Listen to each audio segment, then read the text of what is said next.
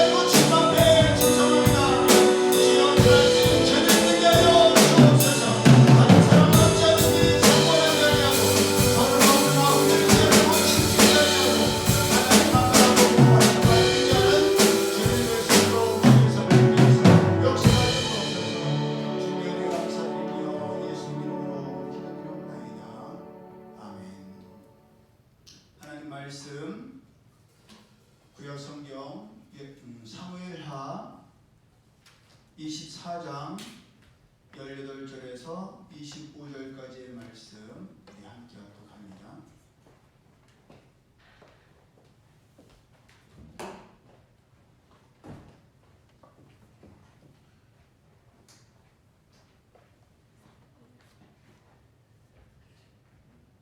구약성경 사무엘하 24장 18절에서 25절까지의 말씀 우리 함께 합독합니다.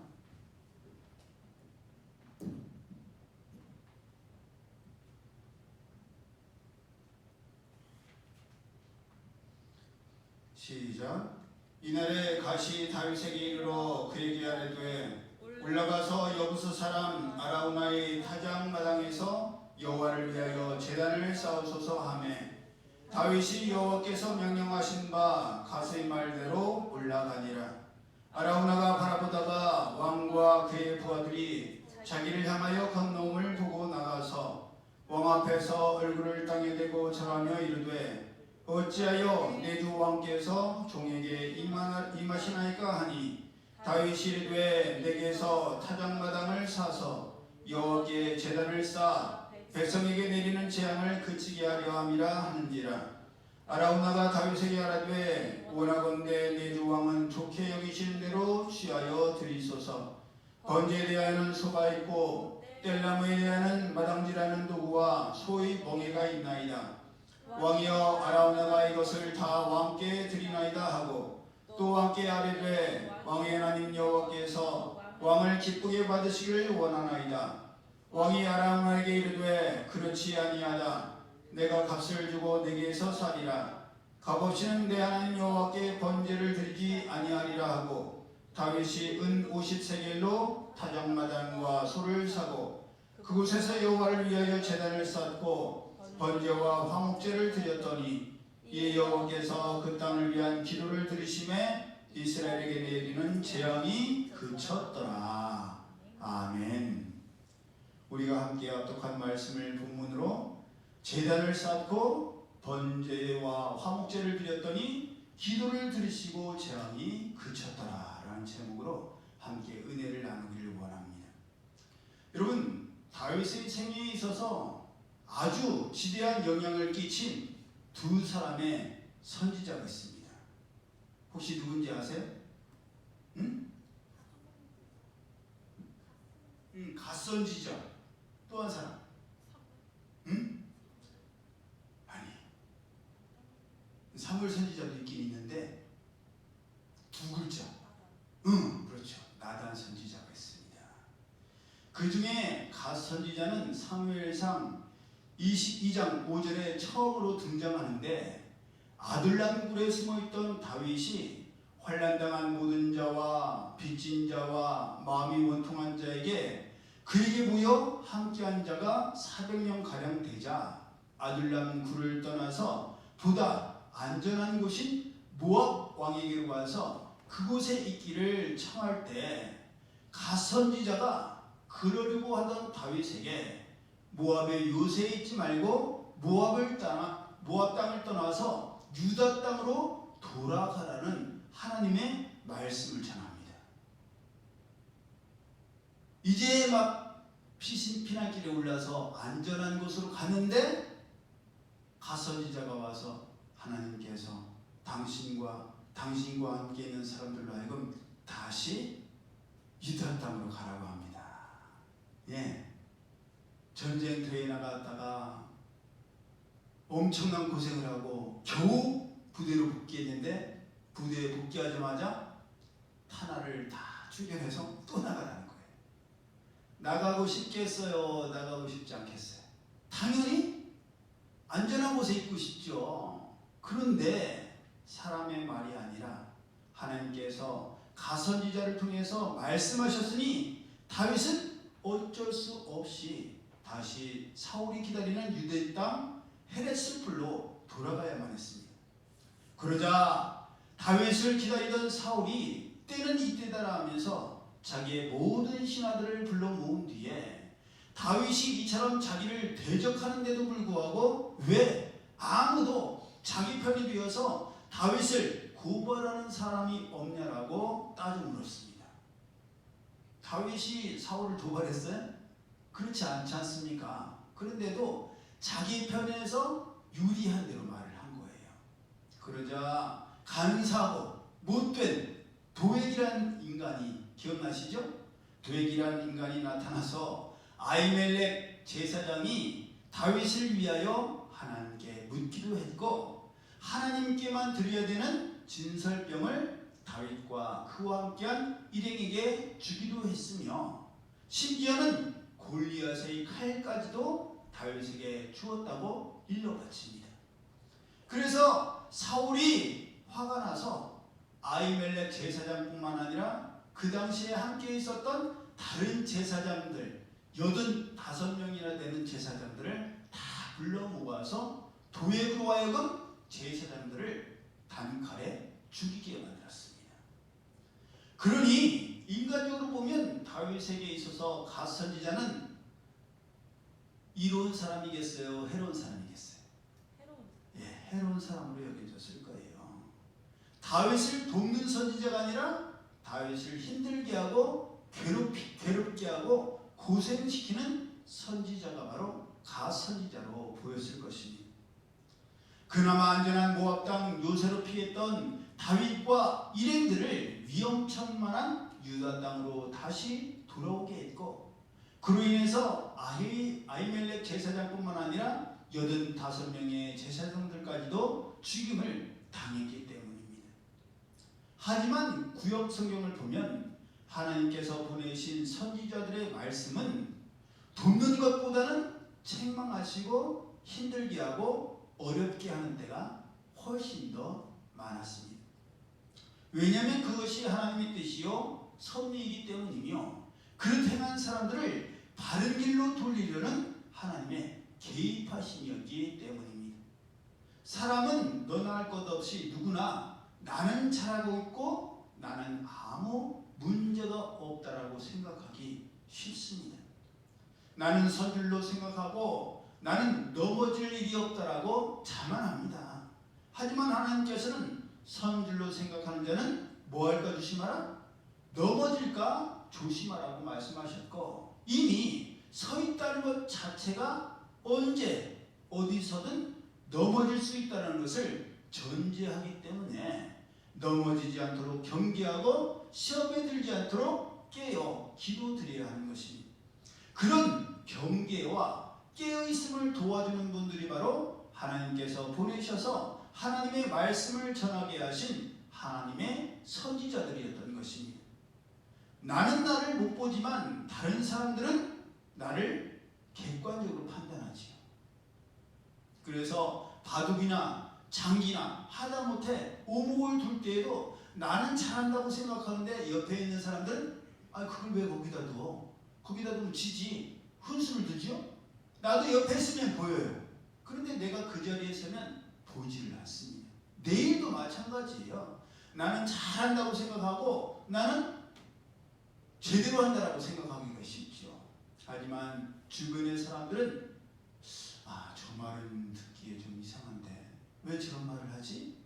생각이 들고, 저런 행동은 절대 도움이 되지 않는 행동인데 왜 저런 행동을 할까? 그것이 보이고 그것이 들려서 바로잡아주고 책망하고 교훈하기 때문에 우리는 그런 조언들도 귀담아 잘 들어야 됩니다. 그래서 어려운 거예요. 너무 많이 들으면 팔랑귀가 돼갖고 다른 사람들의 말에 너무 좌지우지되고, 너무 듣지 않냐고 고집불통이 되면 혼자 다 한다라고 생각하기 때문입니다. 그렇게 다윗에게 하나님의 말씀을 바로 전한 선지자가 갓 선지자였는데, 그런 뒤 다시 등장했을 때가 바로 본문 앞이었습니다. 말년에 다윗이 자기 욕심과 인간적인 생각에 이끌려서 긴장이 풀어지고 경계가 무너져 인구주사를 명령했을 때에 다시금 하나님께서 누구를 보내셨어요? 갓 선지자를 보내셨어요. 갓 선지자를 보내서 너가 하나님을 의지하지 아니하고 보이는 사람을 의지했으니 셋 중에 하나를 택해라. 그게 바로 갓 선지자예요. 갓 선지자가 와서 땅에 3년 동안 기근이 있을 것인지 3달 동안 원수에게 쫓겨다닐 것인지 사흘 동안 전염병으로 하나님께서 치시는 징계를 당할 것인지 셋 중에 선택하라고 했던 선지자가 바로 갓 선지자입니다. 그래서 그 셋 중에 다윗이 하나님의 손에 빠지기를 구하여서 전염병이 나라를 휩쓸므로 말미암아 7만 명이나 되는 백성들이 죽고 말았어요. 그렇게 갓 선지자가 하나님의 말씀을 전할 때마다 다윗의 입장에는 인간적으로 어렵고 힘든 일들이 있었습니다. 그러니 다윗은 갓 선지자 하면 뭐부터 나겠어요? 겁부터 나지 않겠어요? 왜냐하면 한 번도 좋은 소식을 전한 적이 없으니까. 예. 갓 선지자가 나타났다 그러면 저 같으면 긴장부터 했을 것 같아요. 내가 또 뭐 잘못했지? 하나님께서 이번에는 또 저 갓 선지자 통해서 무슨 말씀을 전하려고 하시지? 저 같으면 갓 선지자 눈도 제대로 못 봤을 것 같아요. 너무 겁이 나서. 무서운 하나님 있잖아요. 공의의 하나님. 그런 하나님의 상징적인 인물이 보이는 갓 선지자였을 거예요. 여러분, 다윗의 입장에서 갓 선지자가 그렇게 피하고 싶은 인물 중에 하나라면 갓 선지자인들 그러고 싶어서 그랬겠냐고요. 갓 선지자도 하나님의 선지자요 하나님의 종으로서 이왕이면 사랑의 하나님, 자비와 긍휼의 하나님, 은혜의 하나님을 축복을 전하고 싶었을 거예요. 여러분, 주의 종들 치고 안 그런 사람이 어디 있겠습니까? 예, 주의전에서 말씀을 전하는데 우리 성도들 잘 될 줄로 믿습니다. 하나님께서 반드시 축복하십니다. 그런 말씀 전하고 싶지, 하나님은 당신을 용서하지 않으실 겁니다. 반드시 저주를 받을 거예요. 자녀의 자녀를 못 보게 될 것이고 다 젊어서 죽게 될 거예요. 그런 말씀을 전하고 싶은 선지자가 어디에 있겠어요? 지금은 문정에서 말씀을 목회를 잘하고 있는 우리 문정훈 목사님께서 전도사 사역을 할 때 꼭 설교를 하면 그렇게 아모스서, 어두운 말씀, 징계의 말씀, 저주의 말씀, 심판의 말씀, 말씀을 들으려고 앉아있으면 막 침이 묻고 듣기만 해도 막 아니 축복의 말씀도 얼마나 많은데 저런 무서운 말씀들만 전해 막 그랬었어요. 그러니까 누구들 그런 말씀을 전하고 싶겠느냐고요. 일례로 같은 시기에 아까 하나님의 말씀을 전했던 선지자가 얘기한 또 다른 선지자 누구? 아니, 나다. 응. 얼른 더 써보잖아. 나단 선지자. 예, 나단 선지자를 보십시오. 나단 선지자가 처음 등장한 곳은 사무엘하 7장 3절이에요. 그런데 첫 대사가 뭐냐? 나단이 왕께 고하되 여호와께서 왕과 함께 계시니 무릇 마음에 있는 바를 행하소서. 얼마나 듣기 좋았겠어요. 다윗 왕이 이제는 모든 대적을 물리치고, 내가 이제는 내 거할 궁도 지어야 되겠지만 하나님의 거할 성전을 짓고 싶다. 얼마나 야무진 꿈입니까? 그 꿈을 말했더니 그 꿈을 혼자 얘기한 게 아니라 하나님의 종인 나단 선지자에게 얘기했어요. 그랬더니 나단 선지자가 듣자마자 어찌 그런 생각을 하셨습니까? 왕이시여, 하나님께서 기뻐하실 말씀이네요. 예, 제가 축복합니다. 하나님께서 함께 하실 줄 믿으니 마음에 있는 바를 행하십시오. 그랬어요.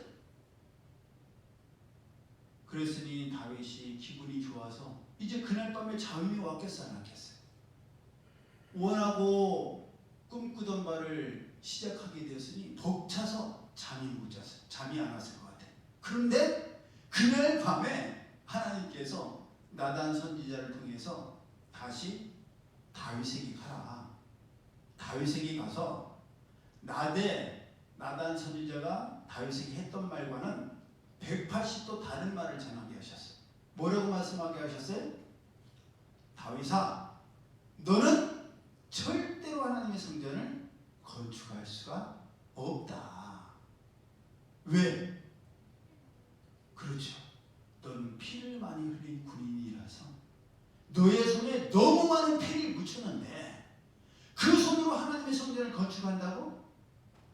네 손에 지금 수많은 사람들의 원한이 있는데 피를 묻힌 네가, 폭력적인 너가 어떻게 거룩한 하나님의 성전을 건축할 수가 있겠니?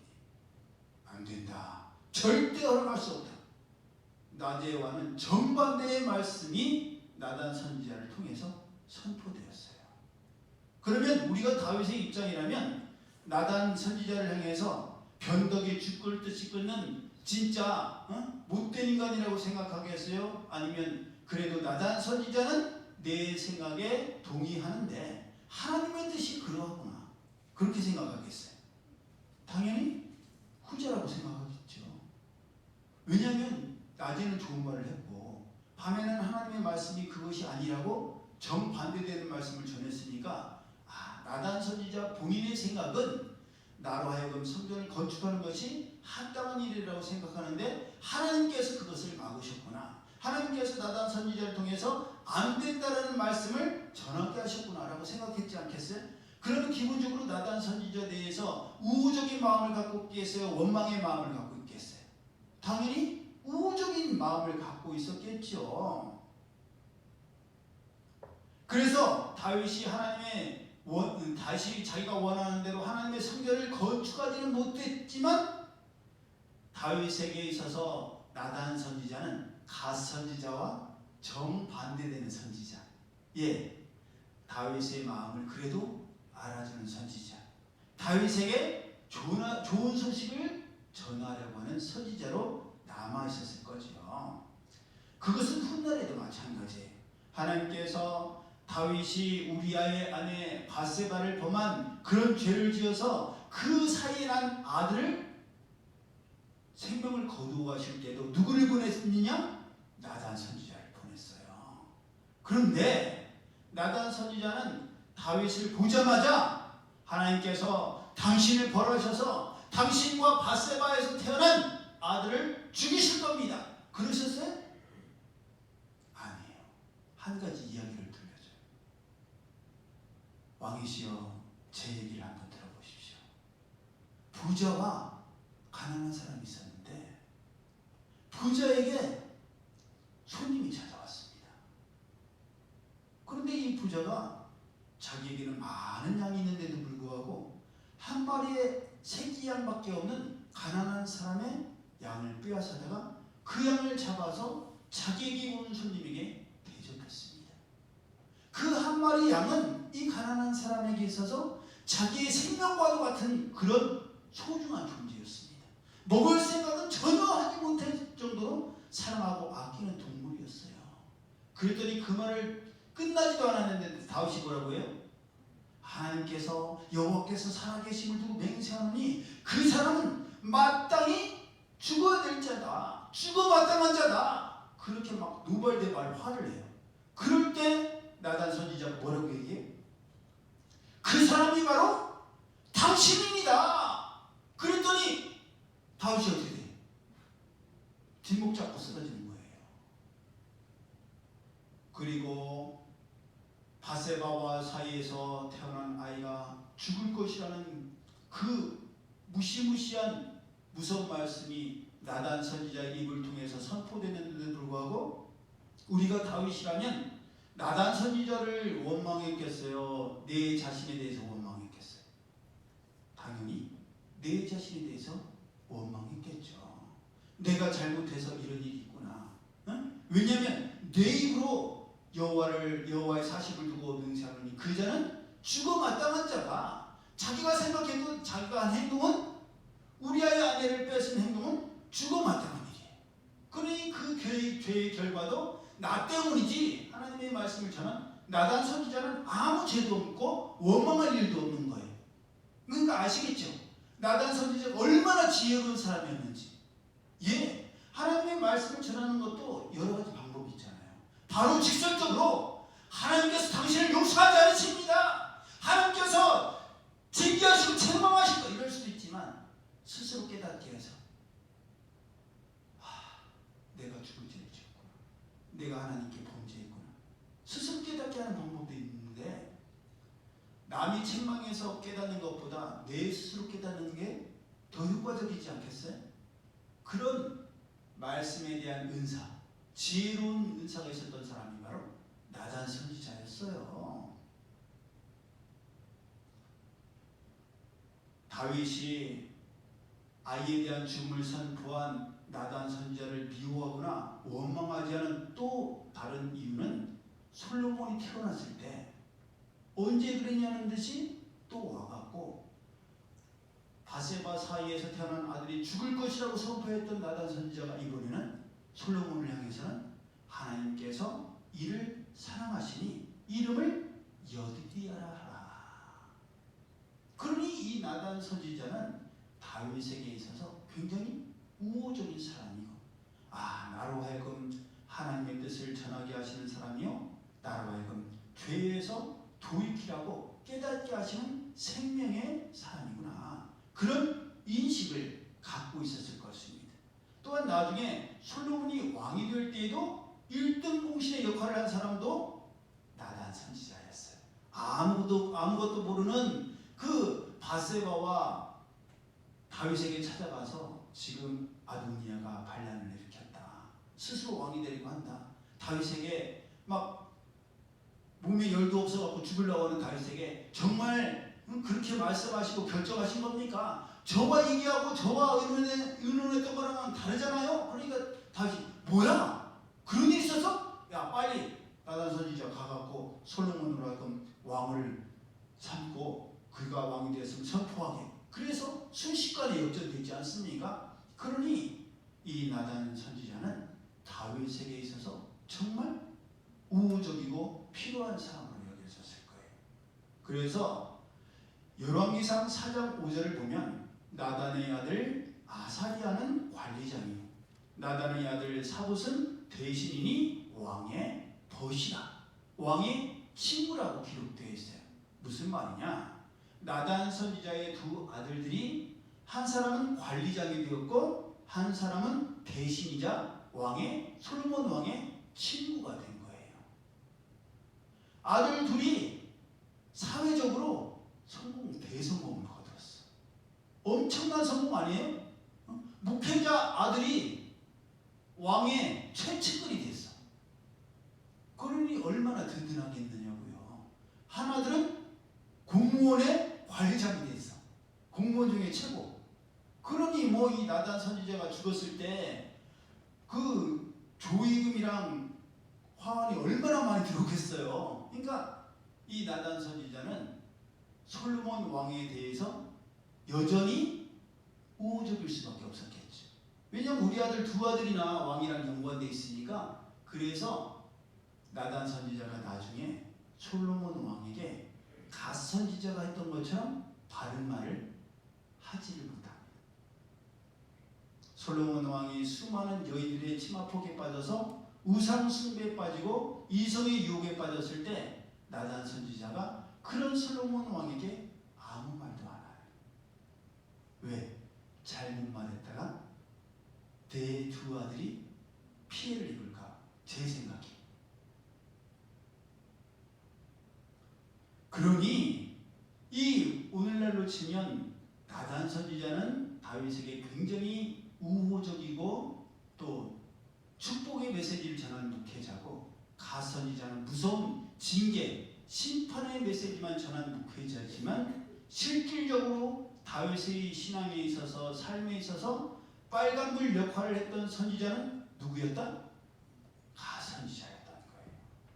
나를 힘들게 하는 사람, 나를 괴롭게 하는 사람, 나를 고통스럽게 하는 사람이라고 생각했지만 사실은 그 쓴 말, 바른 말을 해주었던 갓 선지자가 있었기 때문에 다윗이 그때마다 자기의 잘못이 무엇인지를 깨닫고 돌이킬 수가 있었던 거예요. 아니, 갓 선지자가 그렇게 선포하지 않았으면 그 고생길로 다윗이 다시 갔겠느냐고요. 갈 리가 없지 않습니까? 예. 그렇기 때문에 우리는 갓 선지자와 같이 인간적인 욕심과 다른 것 때문에 자기의 이익을 위해서 우호적인 말들만 하는 그런 말에 귀를 기울일 것이 아니라 가선지자와 같이 듣기에는 쓰고 불편하고 고통스럽고 괴롭다 할지라도 나로 하여금 죄에서 돌이키게 하고 나로 하여금 가시방석에 앉은 것처럼 불편하게 하고 나로 하여금 머리에 숯불을 쥐고 있는 것처럼 뜨거워서 견디지 못하게 하는 그런 책망의 말씀이 선포될 때 우리는 그것이 나를 향한 하나님의 회개의 메시지인 것을 깨닫고 하나님께로 돌아서야 될 줄로 믿습니다. 그렇게 다윗에게 있어서 브레이크와 같고 신호등과 같은 가선지자가 본문을 통해서 다윗에게 뭐를 하라고 선포해요? 하나님을 위하여 제단을 쌓으라는 명령을 선포합니다. 그래서 다윗은 지금까지도 무서웠던 가선지자의 메시지가 있었기 때문에 그 말씀에 즉시 순종해서 인구조사를 하고 어려운 일이 있었지만 뭐를 해요? 하나님 앞에 오늘날로 치면 예배를 드린단 말이에요. 예배를 드려요. 그것에 제단을 쌓고 예배를 드립니다. 그런데 이 다윗이 하나님을 위하여 제단을 쌓은 곳 아라우나의 타작마당이 어떤 곳이냐? 여기가 굉장히 중요한 것이 믿음의 조상 아브라함이 하나님의 말씀에 순종하여서 이삭을 제물로 바쳤던 모리아산이 바로 이 아라우나의 타작마당이었어요. 또 훗날 솔로몬이 하나님께 성전을 지어드렸던 곳도 이 아라우나의 타작마당 이곳이었어요. 그러니까 지금도 이 아라우나의 타작마당은 우리 올로 사모님 가보셨지만 이스라엘의 예루살렘의 최중앙 이슬람의 황금돔 그 사원이 있는 그곳이 바로 그래서 거기가 지금 3대 종교의 최고 성지 이슬람과 기독교와 유대교의 최대 성지가 그 예루살렘 중앙에 있는 노란 황금 사원이에요. 황금 사원 보셨죠? 예. 그 위로는 헬기도 다니질 않아요. 너무나 거룩한 곳이라서. 이처럼 하나님께서 가선지자를 통해서 가장 중요한 것은 하나님께로 돌아오는 것이고 회개하고 하나님 앞에 하나님을 위하여 예배를 드리는 것. 그것이 바로 회복하는 길이요 살 수 있는 길이요 생명의 길이요 구원의 길임을 우리로 하여금 깨닫게 하시는 줄로 믿습니다. 여러분 많은 사람이 간다고 해서 다른 길이 아니에요. 많은 사람이 그런다고 해서 나도 그래도 되는 것이 아닙니다. 아무리 많은 사람이 가고 많은 사람들이 그런다고 해도 하나님의 뜻이 아니고 하나님의 방법이 아니고 하나님께서 기뻐하시는 것이 아니라면 절대 하면 안 되고 절대 가서는 안 됩니다. 남들은 어찌하든지 나는 우리 집은 하나님 앞에 온전히 서서 좌로나 우로나 치우치지 아니하고 유동치 아니하고 흔들리지 않아야 되는 거예요. 하나님께서 아무리 가선지자와 같이 내가 듣기에 불편하고 내가 가시방석에 있는 것 같고 정말 괴로워서 도망치고 싶은 메시지가 선포된다 할지라도 그것이 나를 살리기 위한 하나님의 책망의 말씀이라면 어떻게 해야 돼요? 받아들여야 돼요. 순종해야 되는 거예요. 그 말씀을 거역하고 도망가고 맡은 바 사명을 회피해서는 안 됩니다. 듣기 좋은 말, 하고 싶은 말만 하면 누구 그처럼 된다고요? 나단 선지자의 아들들같이 돼요. 하나님께서 솔로몬 왕이 그렇게도 빗나가고 있는데 그냥 두셨겠냐고요.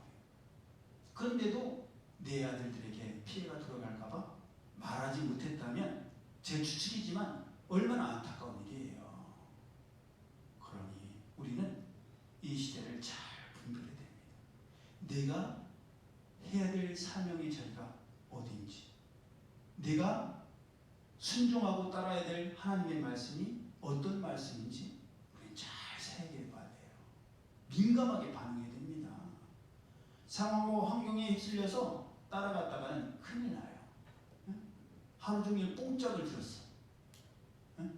제가 영향 줄까봐 흉내도 안 내겠어. 뽕짝을 들었어. 그럼 나도 모르게 머릿속에 뭐가 남아있어요? 뽕짝이 남아있어요. 트로트. 뽕짝이 얼마나 무서운지 몰라요. 그 멜로디 한번 들으면 각인이 돼버려요. 그리고 하루 종일 그게 생각나. 하지만 하루 종일 하나님의 말씀에 근거한 찬양을 들어. 그럼 어떻게 되겠어요? 그 찬양의 멜로디와 그 가사가 나를 주장하고 나를 이끌어가는 거예요. 그렇기 때문에 시편 1편 1절부터 뭐라고 되어 있습니까? 복 있는 사람은 악인의 꾀를 뚫지 아니하며 죄인의 길에 서지 아니하며 오만한 자의 자리에 앉지 아니하고 오직 여호와의 율법을 즐거워하여 그 율법을 주야로 묵상하는 자로다. 저는 시냇가에 심은 나무가 시절을 쫓아 과실을 맺으며 그 잎사귀가 마르지 아니함 같으니 그 행사가 다 형통하리로다. 악인은 그렇지 않으며 오직 바람에 나는 뭐와 같도다? 겨와 같도다. 그러므로 악인이 심판을 견디지 못하며 죄인이 의인의 회중에 들지 못하리로다. 대저 의인의 길은 여호와께서 인정하시나 악인의 길은 뭐하리로다? 망하리로다. 예, 여러분, 우리가 살아가고 있는 이 세대는요, 버티고 견뎌야 이길 수 있는 세대예요. 피해야만 살아남을 수 있는 그런 완악한 세대입니다. 믿음의 뿌리를 견고히 내리지 않으면 바람에 날리는 겨우같이 요동해요. 흔들려요. 얼마나 무서운 세대입니까? 예, 여러분, 우리 흔히 말하잖아요. 개업하면 제일 많이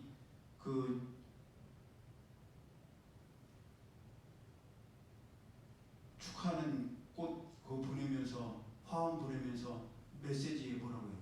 돈 세대가 지쳐서 쓰러져서 자라 그런 것도 있지만 꽃길을 걸어라. 꽃길만 걸어라. 요즘 또 벚꽃 시즌에 제일 맞게 하는 말 문구가 아마 꽃길만 걸어라 할 거예요. 꽃길만 걸으면 돼? 지금 꽃 다 떨어지고 있잖아요. 눈송이처럼. 예, 꽃길만 걸으면 안 돼요. 꽃길은요, 열매 맺기 위한 과정이지 꽃길만 걸으면 열매는 언제 맺어요? 나무가 존재하는 이유는 열매를 맺기 위해서요. 그것도 그냥 대충 아무 열매가 아니라 탐스럽고 먹음직스러운 최고의 열매를 맺기 위해서 나무는 존재하는 거예요. 그러지 않은 나무는 베어져 버려요. 우리는 겨가 아닙니다. 바람 안에는 겨우같이 이 바람 불면 이리 날리고 저 바람 불면 저리 날리고 그래서는 안 돼. 믿음의 견고한 뿌리를 깊숙이 내려서 어떠한 바람에도 흔들리지 아니하고 어떠한 가뭄에도 흔들리지 아니하고 나는 생수의 근원 대신 하나님만 의지하리라. 하나님의 은혜 없이는 살아갈 수가 없다. 그렇게 고백하며 버티고 견딜 때에 거기서 아름다운 열매를 맺고 세대를 더할수록 그 가지가 더 풍성해지고 더 넓어져서 후대로 갈수록 더 큰 하나님의 축복이 임하는 거예요. 내가 오늘의 어려움과 시험을 이겨낼 때에 내 후대들은 거기 이상으로 넘어가겠지. 내가 발로 밟은 땅, 그 땅을 너와 내 후손에게 주리라 말씀하셨기 때문에 그 밑에 시험 당하지 않습니다. 그러니 오늘 우리가 그 어려움들을 버티고 견디고 이겨내야 할 줄로 믿습니다. 그러므로 오늘 예배드린 우리 모두가 예배에 최선을 다해야 돼요. 예배에 목숨을 거는 사람은요, 어떤 일이 있어도 예배가 최우선이에요. 예배를 드리니 결코 어떤 것과도 타협할 수 없고 양보할 수 없는 일이에요. 그렇게 돼야 돼요. 그렇게. 내가 아무리 바쁘고 힘들고 피곤해도 하나님께 예배드리는 일은 내가 빠질 수가 없다. 어제 우리 유미가 울면서 예배를 드렸어요. 졸린데 똑같은 데는 무슨 고장난 카세트 테이프도 아니고 계속 반복해. 그리고 제가 야 그렇게 피곤하면 아빠가 읽을게. 그런데도 울먹거리면서도 기억고 지 말씀을 지가 읽어야 된대. 예, 하나님께서 우리에게 주신 말씀, 하나님께서 우리에게 주신 맡기신 사명은요, 내가 감당해야 되는 거예요. 어떤 어려움이 있어도 나는 이미 하나님께서 내게 감당할 힘을 주셨다. 하나님께서 내 능력이 되신다. 그리고 버티고 견뎌야 최우승리를 거둘 수 있는 것이지. 조금만 어려움이 있으면 포기하고 주저하고 내가 그렇지 뭐 하고 자포자기하면 뭘 얻을 수가 있겠어요? 응? 끝까지 버텨야 돼. 끝까지 견뎌야 돼. 그것을 습관화해야 돼. 결코 타협해서는 안 돼. 그럴 때에 결국에 아름다운 열매를 통해서 주인 되신 하나님을 기쁘시게 할 줄로 믿습니다. 그렇게 예배 제일주의, 예배 중심주의, 그렇게 하나님의 영광을 구하는 우리 모두가 되기를 예수님의 이름으로 축복합니다. 아멘. 기도드립니다. 사랑의 하나님 감사합니다. 어떤 이들은 세상의 휴가를 반납하고 그 휴가를 내가 가고 싶었던 곳, 내가 놀고 싶었던 곳, 내가 만나고 싶었던 사람들 위해 사용하는 것이 아니라 더 하나님 앞에 나아가고 더 많이 하나님을 찬양하고 더 많이 하나님께 기도드리고 더 많이 하나님 앞에 예배드리기 위하여 예배자로 서기 위하여서 그 귀한 시간을 하나님 앞에 봉헌해 드립니다.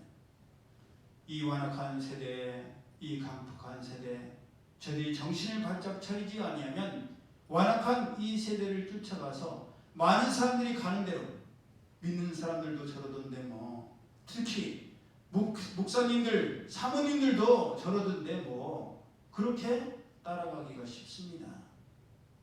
그렇게 흔들리는 자들, 겨와 같이 날려다니는 자들을 본받는 저들이 아니라 오늘날도 바알에게 무릎 꿇지 아니하고 오직 하나님만을 섬기는 믿음의 사람들, 타협하지 않은 믿음의 정도의 사람들이 있음을 기억하고 그들을 본받으며 그 선한 영향력을 본받아 저희들도 선하고도 강력한 성령의 영향력을 끼치는 자들 되게 하여 주옵소서.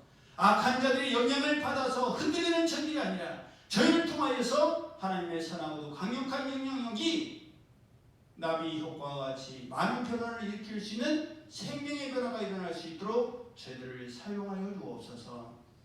이제는 우리 주 예수 그리스도의 은혜와 하나님 아버지의 그 크신 사랑하심과 성령님의 교통하심이 하나님 앞에 예배자로 하나님께서 찾으시는 그 한 사람으로 헌신하고 나아가기를 원하는 이들 모두에게 이제부터 영원히 함께 하실지어다.